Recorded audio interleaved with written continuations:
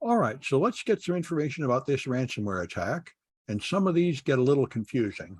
So the first thing here, Suricata. Remember, the intrusion detection system is looking on the network for suspicious traffic, and it found the server ransomware. So I'm just going to start by looking for server.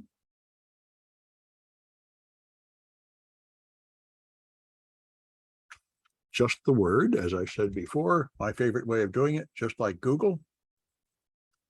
So events that include the word server, there's thousands of them. All right.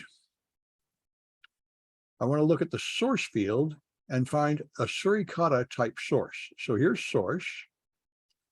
And thankfully, a bunch of them are UDP and Windows event log. Here's the Suricata one, and there's only 5 of those events. So those are the Suricata events that detected the ransomware. And I can see a network Trojan was detected, allowed some kind of code number, some kind of signature IDs. And the question here was, find the signature ID and which one, the signature ID that triggered the minimum number of times. So you can see right here, the signature IDs, and one of them only triggered once, the others triggered twice. So that's the flag you can find there. And the next thing is a little tricky. I'm trying to find when you get infected with ransomware. First, you run an executable. It now runs and encrypts a bunch of files. Then it connects, opens a web browser, and connects to a ransom message that says you have been ransomware, your files are encrypted, you now have to send Bitcoin to this address to get your stuff back. And we want to find the fully qualified domain name of the ransomware's ransomware notification, the demand for the ransom.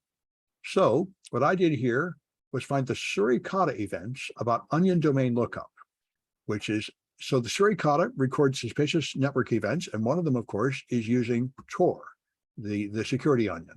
So I'm going to go back to here. I'm just going to look for the Suricata events. All the Suricata events, and there are thousands of them.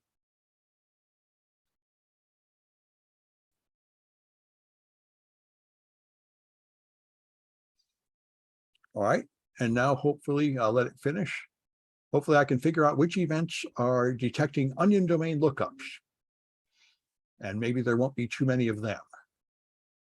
So let's look for event type, for example. HTTP, for example, that's a possibility. Let's see if we have any other useful information here.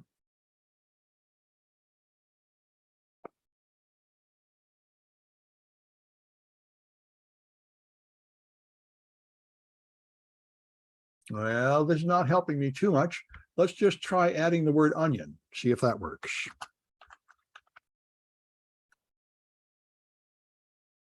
Ah, now I'm down to 2 events. Well, that sounds pretty good. Let's see if I can find where that onion information is. Alert. Onion domain lookup. Okay, it's in the signature. Trojan.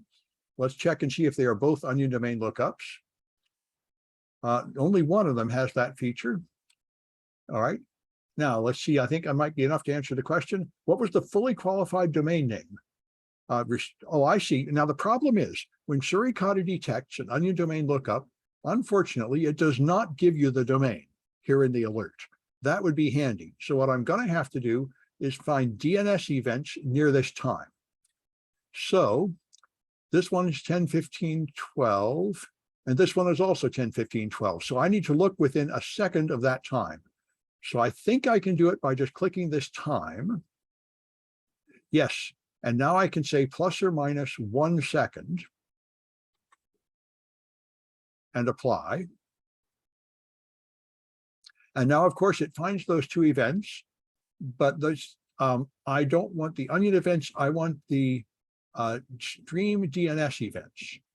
So I'm going to remove all these and look at all the events in that 2-second time period,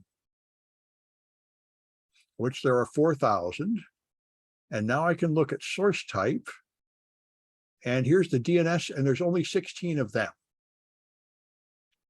So here's the DNS lookups at the time of the ransomware being displayed, and I should be able to find the URL in here, or some such record of query, perhaps. Yep, here we are.